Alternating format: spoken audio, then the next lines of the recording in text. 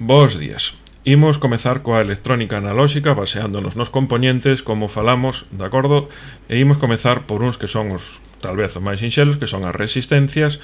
Coñecedes o símbolo, nos empregamos máis o do rectángulo.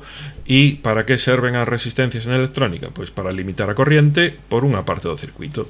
Se teño un circuito moi sinxelo como este, pois si supoño que teño unha voltaxe fixa, como suele ser, teño aí unhas baterías de 5 voltios, pois dependendo de como sexa esta resistencia, como ben sabemos pola lei de Ohms, a intensidade variará no circuito. Se a resistencia é moi grande, haberá pouca intensidade. Se a resistencia é pequena, haberá moita intensidade neste circuito. Neste exemplo tan sinxelo, igual non se lleve moito uso, pero imaginade, por exemplo, que tedes un xoguete típico con un motoriño que move algo e uns LEDs que alumean. Normalmente o motor vai precisar moita máis intensidade que os LEDs, e a voltaxe é a mesma, co cal isto arranxo coas resistencias que lles poña en serie. Poñendo unha resistencia grande en serie co motor, por aquí, perdón, unha resistencia pequena, fará que por aquí pase bastante corriente e o motor funcione suficientemente, e no LED poñerei unha resistencia grande para que non circule tanta intensidade e non se me fría o LED. Vale, ben. Hai varios tipos de resistencias. O máis común son as resistencias fixas, que veñen tendo esta pinta así de cilindro cunhas líneas. Esas líneas de cores sirven para ler o valor desa resistencia, e únicamente tedes que saber que eso se fai con unha táboa de cores.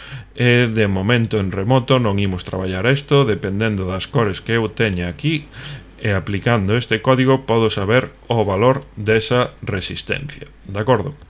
E tamén podo saber se esa resistencia é moi precisa e cando a compro me vai dar exactamente ese valor, ou non é tan precisa e o mellor me pode oscilar máis o valor respecto ao que debería de ser. Vale, pero, como digo, isto non vamos a dar en remoto. E despois están as resistencias variables. As que imos dar son as resistencias variables manualmente ou potenciómetros, as LDRs ou resistencias variables coa luz, e os termistores ou resistencias variables coa temperatura. De momento, para o exercicio de hoxe, imos ver as resistencias variables coa luz, que se chaman LDR, Light Dependent Resistor. Entón, este é o seu símbolo, o dunha resistencia fixa, encerrada nun circuliño e con dúas flechiñas que chegan para ela. Esta é a pinta que teñen, é maior ou menor tamaño, pero bueno, normalmente se parecen bastante a eso, polo menos as que imos traballar. E como vos di aquí, a resistencia varía inversamente a cantidade de luz que haxa no ambiente. É dicir, son resistencias que cando hai moita luz no ambiente terán pouca resistencia, pero cando hai pouca luz no ambiente terán moita resistencia, vale? Máis luz, menos resistencia, menos luz, máis resistencia. Entón, que é o que tedes que facer? Pois ides ter que montar dous circuitos con estas LDR. Xa non os vou montar eu no Tinkercad, son moi sinxelos e deberíades de saber facelos. O primeiro sería que montarades este circuito de aquí.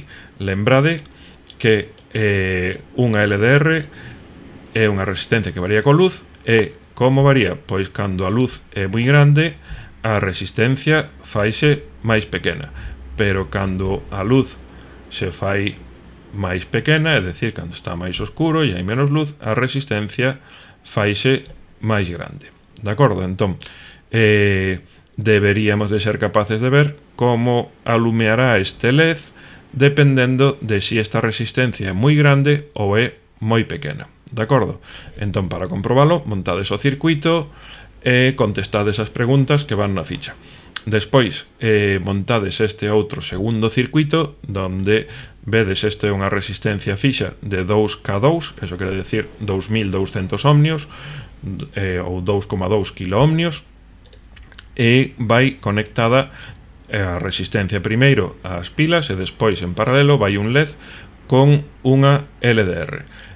Tamén tedes que pensar como será este circuito si cando a corriente chega aquí se encontra que ten un camiño con pouca resistencia para ir por aquí, ou ten un camiño con moita resistencia para atravesalo por aquí. De acordo? Entón, montades os circuitos intentade telo na cabeza, intentade anticipar o que vai pasar, pero montades os circuitos, comprobades o que pasa e contestades as preguntas que vos van na ficha que tedes na tarefa.